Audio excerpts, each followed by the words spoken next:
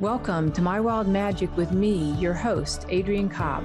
Join me on a journey back home to your truest self in this inspiring, enlightening, and entertaining show. After a near-death experience in a car crash at 15 years old, I made a choice to stay and brought back with me 3 simple truths that I found from the other side. Love is all there is. Our time is over here quicker than we think, and we all have a purpose, a soul blueprint to fulfill. On this show, you will find a higher purpose, a creative expression, and unique soul attributes that you can bring forth into this world.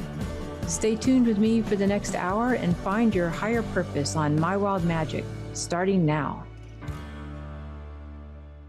Welcome, everyone, and thank you for being on the show today. Today, we have Tina Perrmann. She is, I've known her for a very long time, and she has recently created these very beautiful Gracie angel cards. I even love the title, you know, the beautiful and the Gracie angel cards. So it's like an oracle deck. So welcome, Tina. Thanks, Vicki. I'm so excited to be here. A little nervous. It feels so amazing to be full circle with you because I guess it's been over 2 decades. You're the one who introduced me to my family of light, which at that time I was like, what are you talking about?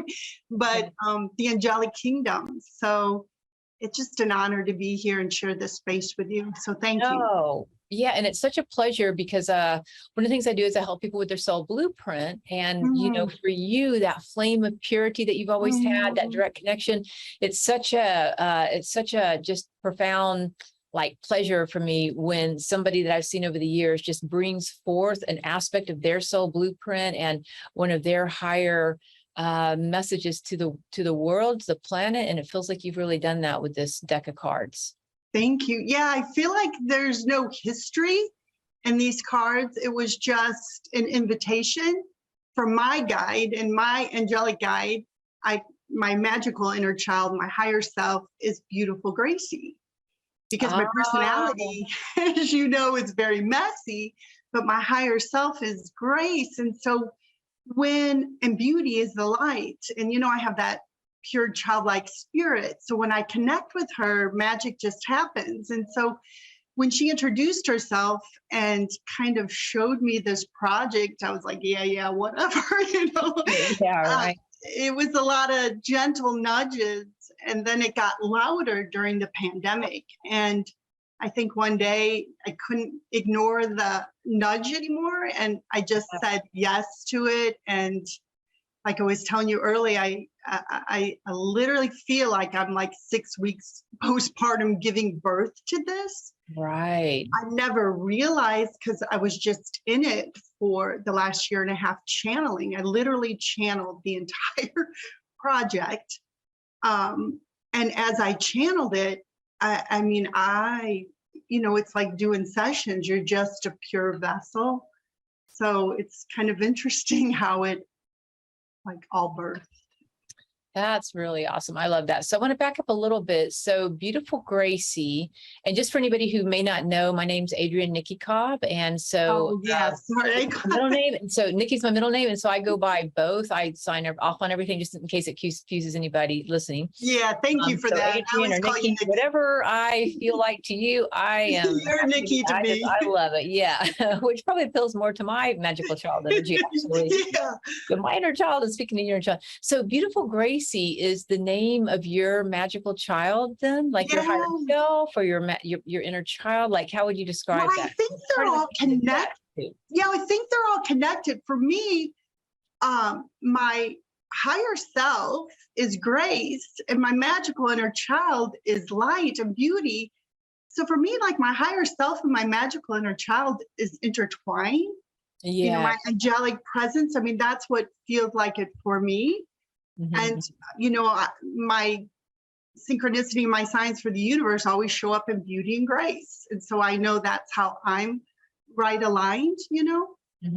Yeah. Yeah. So awesome. And so if you were helping anybody else, like as we're just going to delve in here for a second, if there's anybody else kind of looking for maybe the qualities of their higher self or their magical child, I'm assuming your deck probably helps people sort of discover some of this anyway. But if people were, you know, wanting to know the names of their inner child or their higher self, do you have any way that you've done that you feel was helpful, that could be helpful to others? kind of retreating that, drawing that down to them? Yeah, I feel like it's the most obvious, but it's the opposite of our childhood wounds and programming. Yeah. So like if my childhood wound was thinking I was ugly or not good enough, and my energy being an empath, not even knowing tools to how to deal with that, but being more chaotic, I know my higher self is Grace. And I know when I connect from those two energies, beautiful Grace, and listen and kind of tune into the clair audio, the clairsentience, the feeling, the claircognizance, the knowing, and the clairvoyancy, and tune into that radio station, then I know it's in flow. That's awesome. Yeah, I like it. So, yeah. So basically, I'm just going to kind of recap there. So basically, if somebody looked at their inner child and whatever issues they might feel a judgment on themselves around, if it's stupid, it might be wise. If it's ugly, it might be beautiful. If it's chaotic, it might be peaceful or grace or whatever.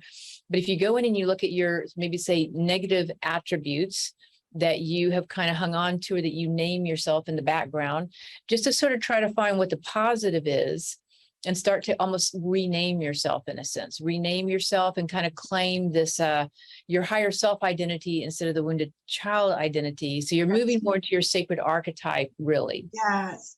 And and really just, it just shows up. It's like the most obvious.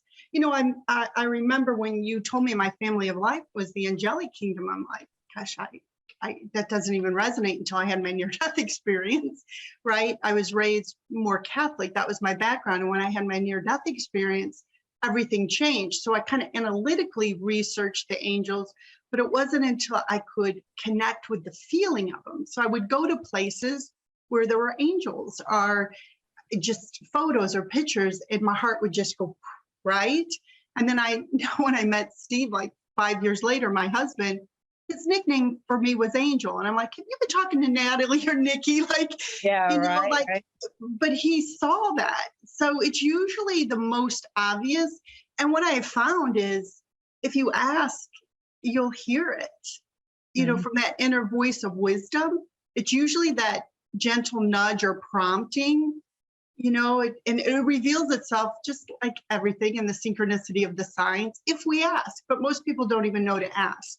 Well, the other thing I like about what you've done with the name of your own higher self magical child energy, but also even taking it out and honoring it in the world by naming your cards that, because it's a very unique and very appealing kind of name, is that sometimes I think people think when they have to get a name of their tribal council of light, whether it's star beings or angels or guardian angel or whatever, that they have to get a literal name like Harry or Mary or Sally or whatever, right? And or it's a frequency that they can't quite pronounce, or it's so new age they'd be embarrassed to tell you. Right. So I really like the way you have kind of brought it forth as quality essences. Yeah, and it's the feeling of it that either expands your heart or constricts your heart. And it's just that innate knowing that most people, unless you shut out the noise of the world, you ignore it. But the promptings are always there if we go back and listen. And the thing is, she named it, because my higher self is the one that did the whole project. So it's her, not my ego or my lower self. But as you say, in order to hear that, trust me, or even name it and do this project, I had to release lifetimes of shame. The emotion code technique was a godsend for me, and all the work I've done with you for decades, I would have never had the courage because this is so sacred and vulnerable to put myself out there. It is. But and when we're entering into a time right now in the world where it's like it is really the time to bring ourselves into that fruition right now, for sure. And with the emotional code work, I've been doing that too recently, and really love it. I actually even just signed up for a course to learn it and maybe start integrating it some. Have you been trained in it? Do you actually? Yes, I do it. Oh, yeah. my mentor too, Aspen Robinson Smith. She is phenomenal. That's who I've been working with. Yeah. She's amazing. So that kind of took Steve and I to the next level. And so, you know, I've been told, you know, for the last couple of decades that I'm to write a book. And I was like, yeah, right. I just tabled that. And I think it was the pivotal point, or the fortuitous crossroad, was the pandemic. And I remember at the beginning of the pandemic, I almost thought I was weird or something was wrong with me, because I wasn't afraid. I just wasn't afraid. Like, yeah, COVID, everything was real, but everything I tuned in, I kept hearing, you already did this in 1999 when you went through your awakening. Like, you already went through this. Yeah. You're to be an emissary of light. Right. And so I was like, why am I not being triggered? And I think it was all the inner work. I almost felt like something was wrong with me, that I wasn't reacting like other people. And that's when I heard it was time.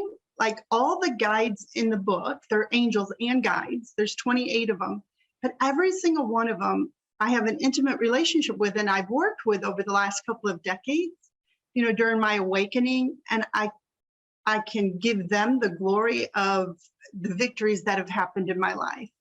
So I wanted to share that with other people, because I don't feel like people know how to invoke or connect or have that experience. And I always say, when you invoke a spiritual sponsor, an angel or a guide, then you can just hand it over to them and miracles and magic happen. So I wanted it to be more mainstream than taboo. Yeah, I love that. So we're going to take a quick break. We'll be back in just a moment to go a little bit deeper into how to connect with our guides and angels. So stay tuned.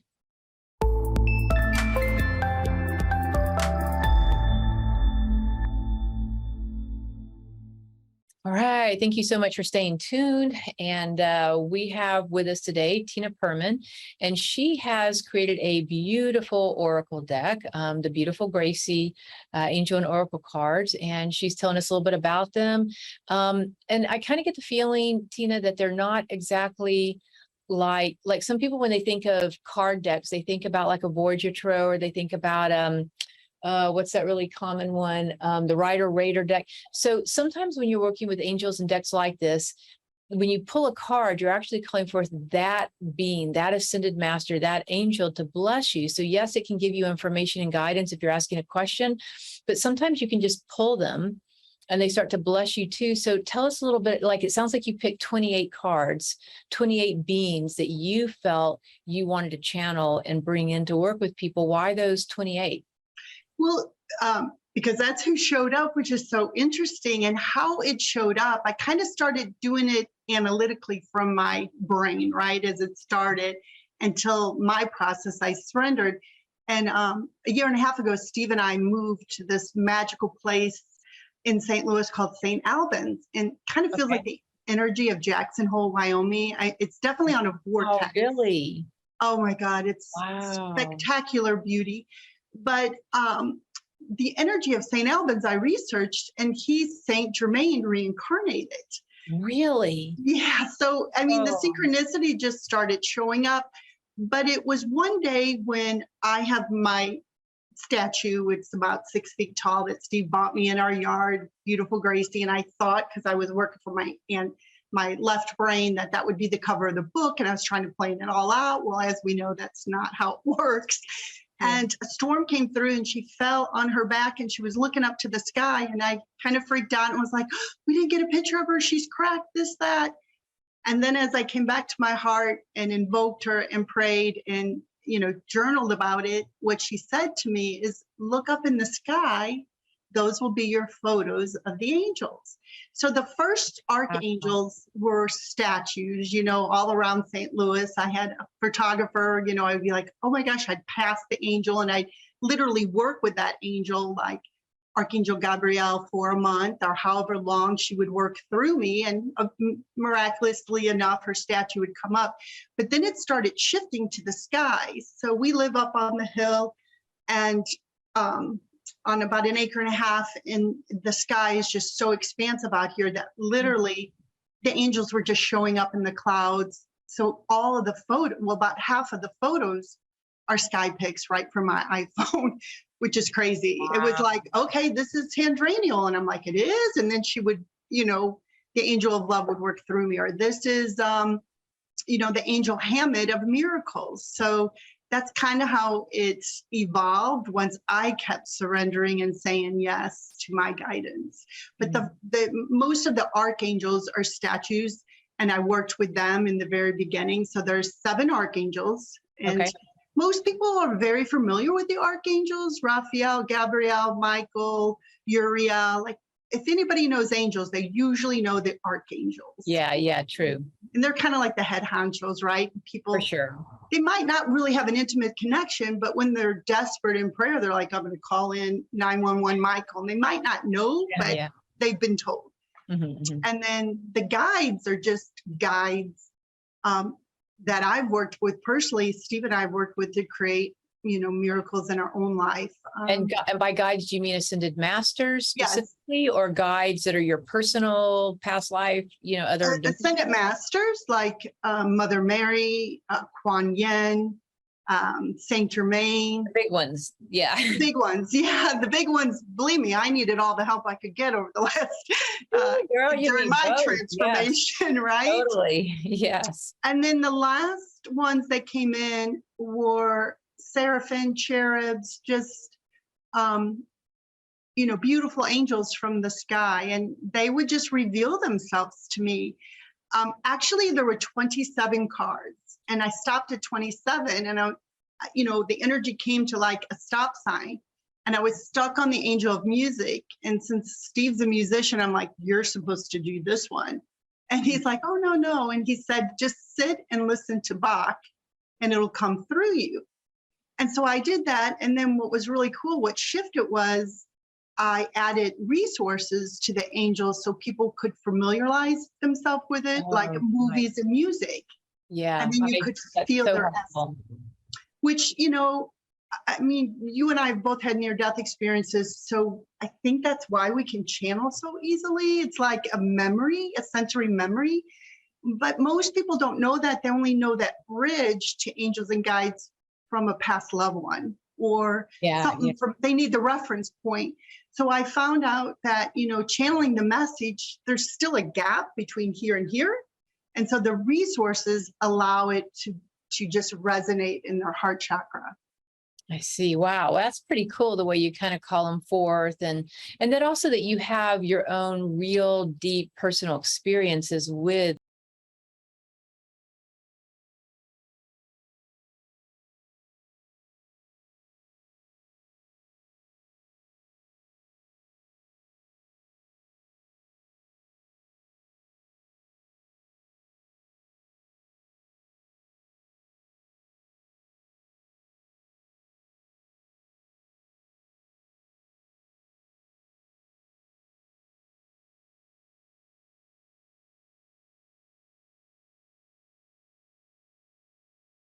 He overlikes our soul destiny.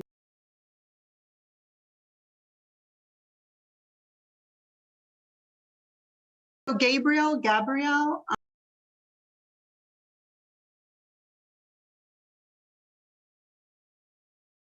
Exactly right. So if we were to call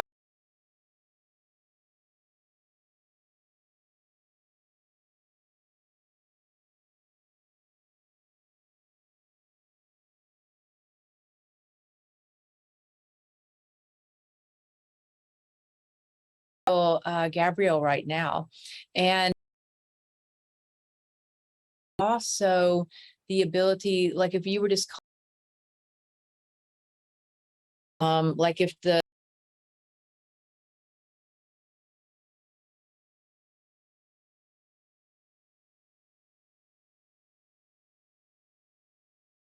asked you to pick 4 cards working with collectively right now, not but also the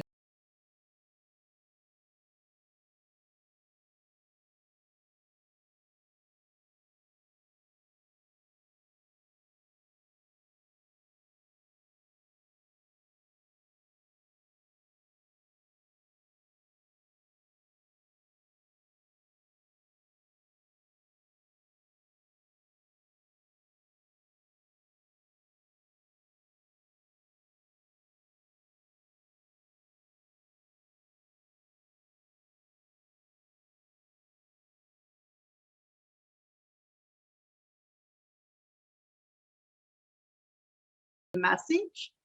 And since the pandemic, the world is shifted. We're in the fifth dimension, meaning we're in a higher, there's more light on the planet than ever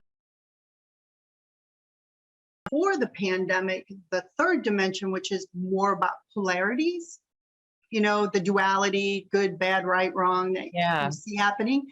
But in this fifth dimension, Archangel Gabriel helps level up our own ascension process wherever we're stuck or afraid or want to go back to duality and polarity. So she really helps with messages of truth of what's really happening, instead of buying in. Absolutely. Yeah. And I'd imagine, like I've noticed,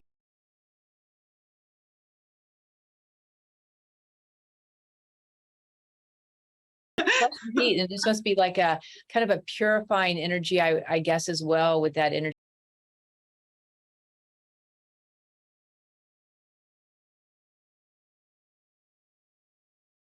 That we need to let go of at this time, you know, perhaps.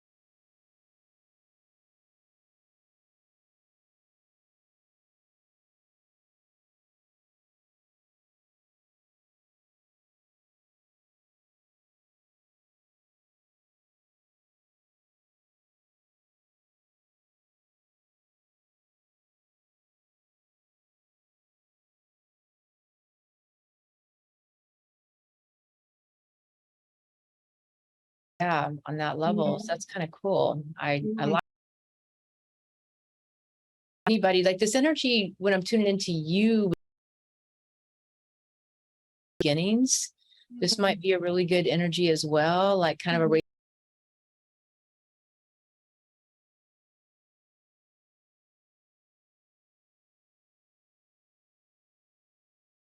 she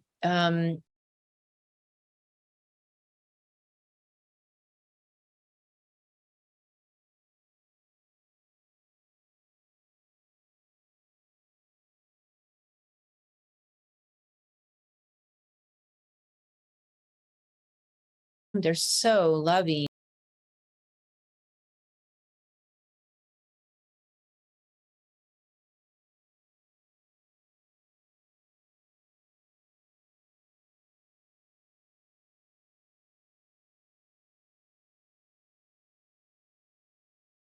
It's words that it doesn't go over my, she's just so far out there I can't relate. It doesn't, and like mentally I just, it drops it into the heart where I feel like you're communicating what you've written, and the card.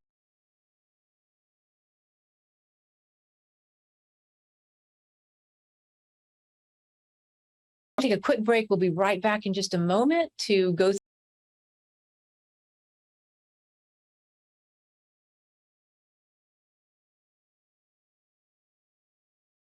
back. We are here with Tina Perrmann. I'm so grateful that you're here today, Tina, for and the guides and your most lovely BEaUtiFULL Gracie Angel and Oracle deck. Compilation of 28 cards that are hosting different angels and ascended masters that relationship with, but they are ones that all of us in this collective energy. So Tina, you also do other things with people, like you have, but what else do you do? I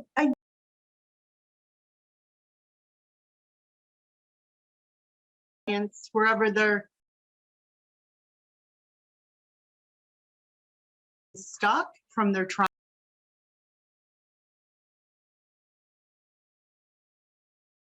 Release the blocked emotions that are getting in. Positive emotion, which I see so many people make big shifts after that. People, a lot of business owners, because their business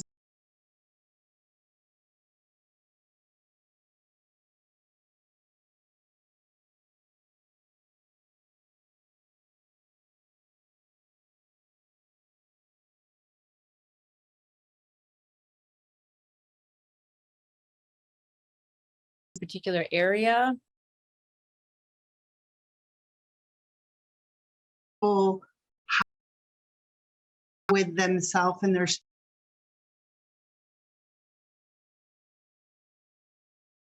young as 9, as old as 8.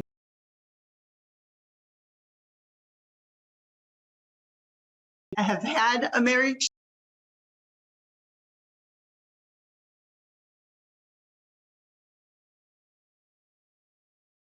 relationship or marriage. So if people wanted to get in touch,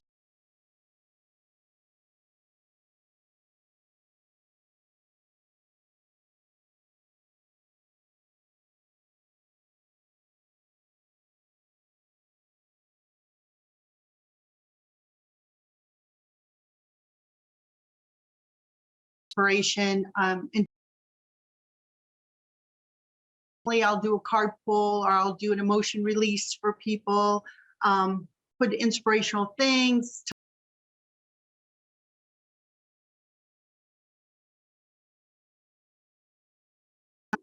I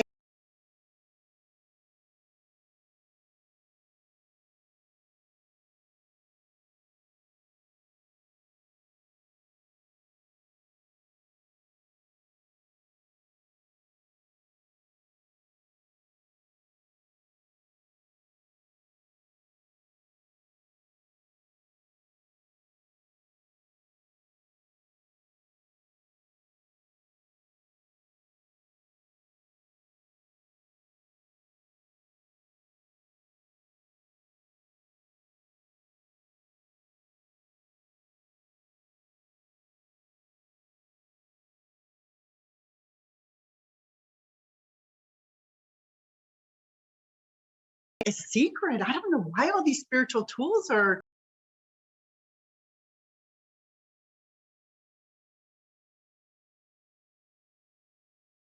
right. So I was introduced to Saint Germain. I am presence. I call him the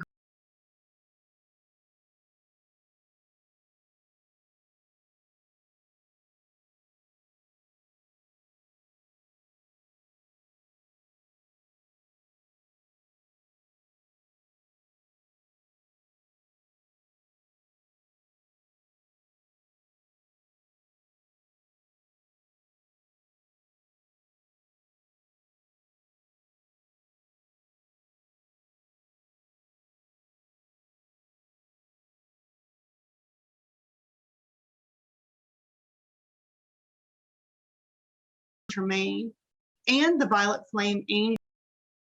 They alchemize. I would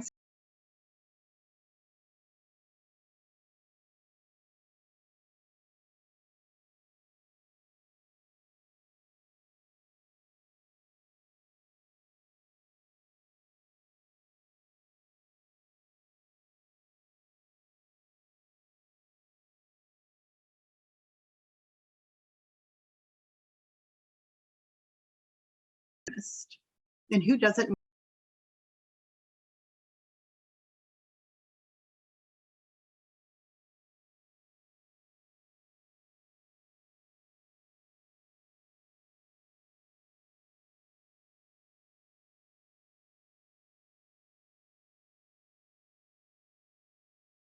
journey.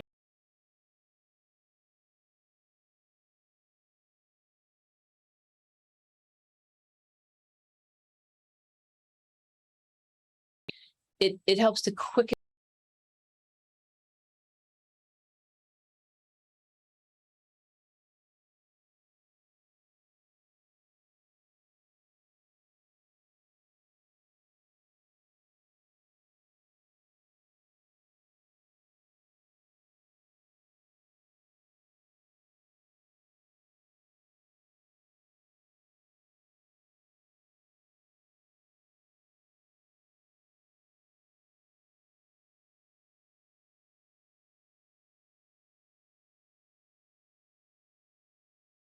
fire. I mean, fire can be destructive.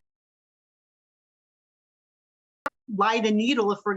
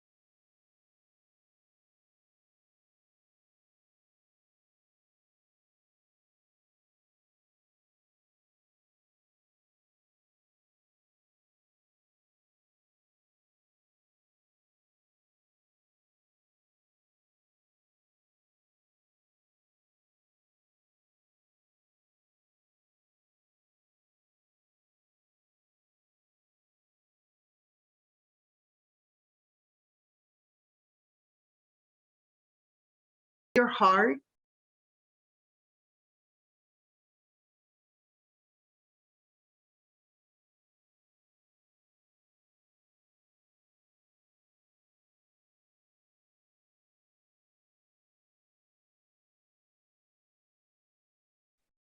Just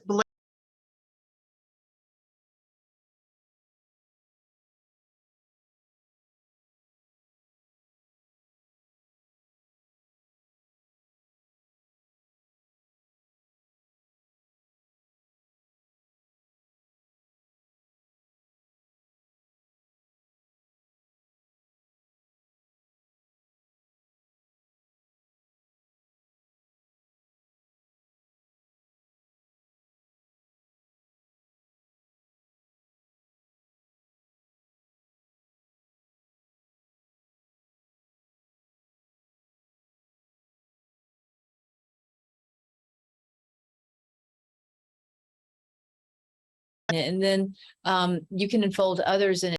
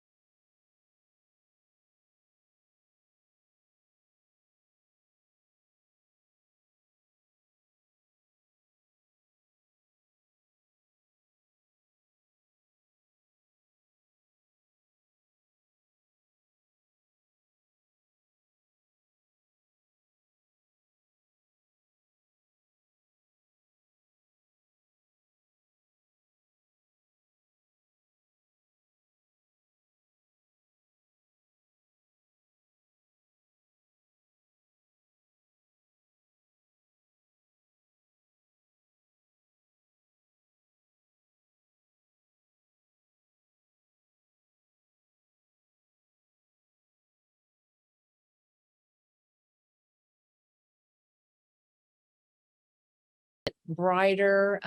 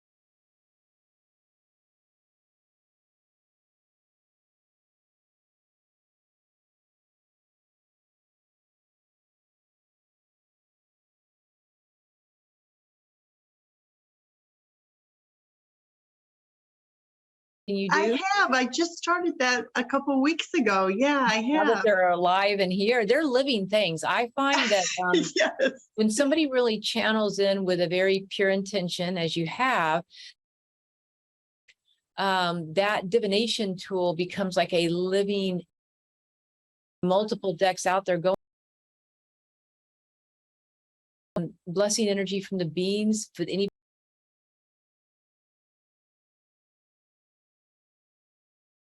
energy, because when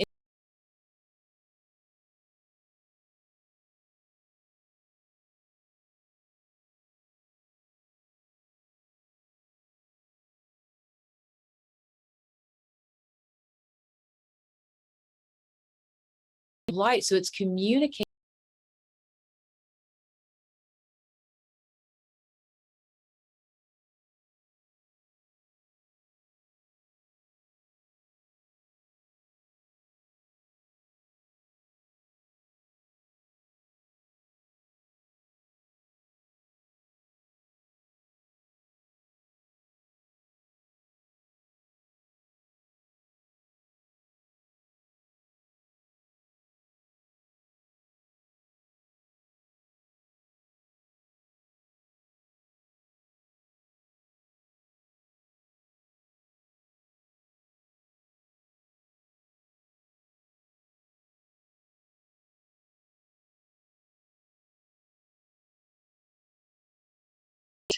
And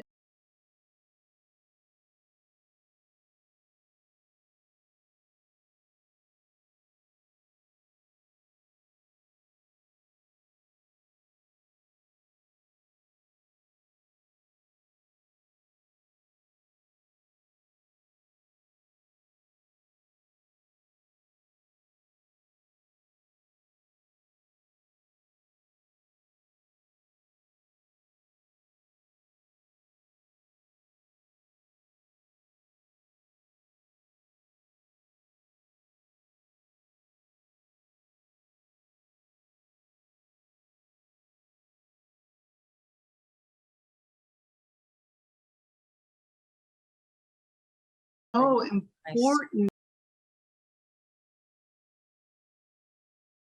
D, because we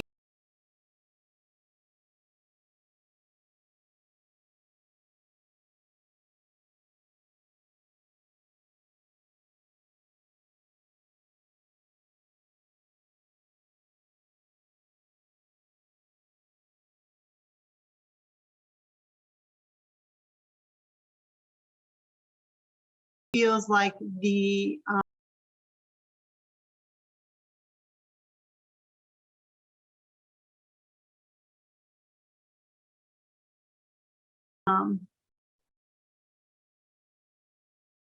just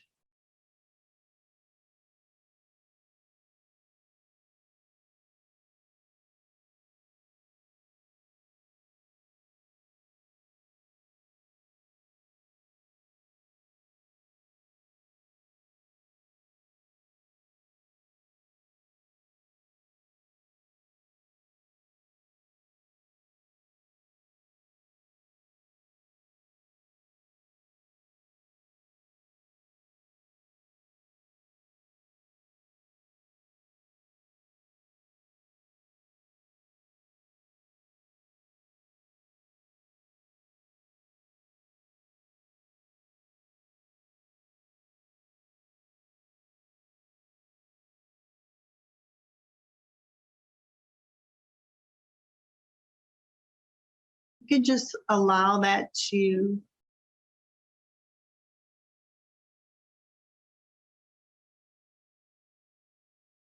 and just bathe in that.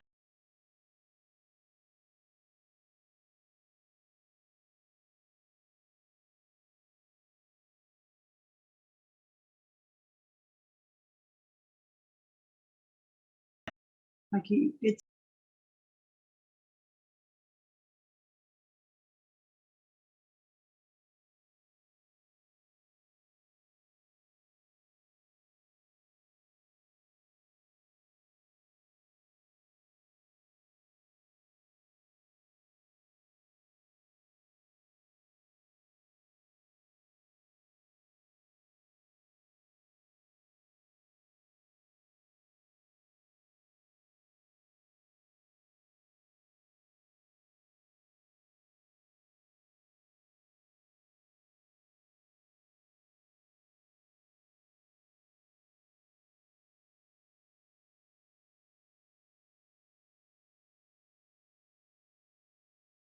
the message of joy.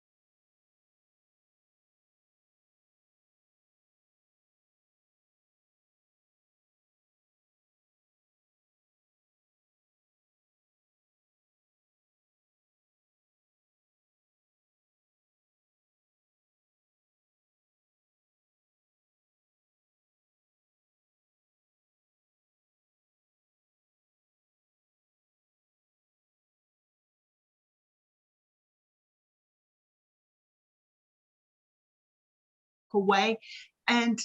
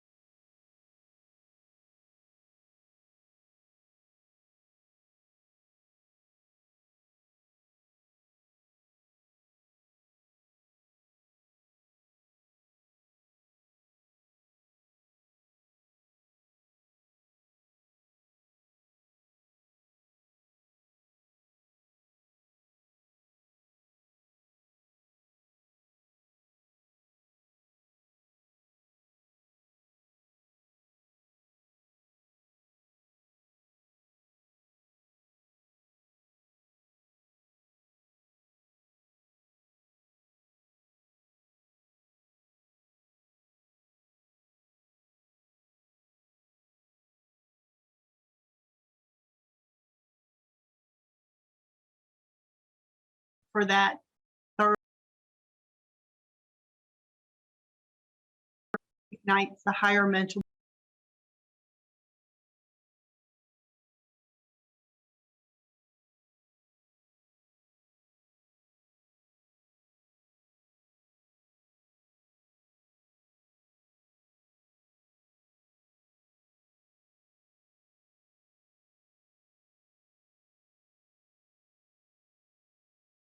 Around you to Mother Earth.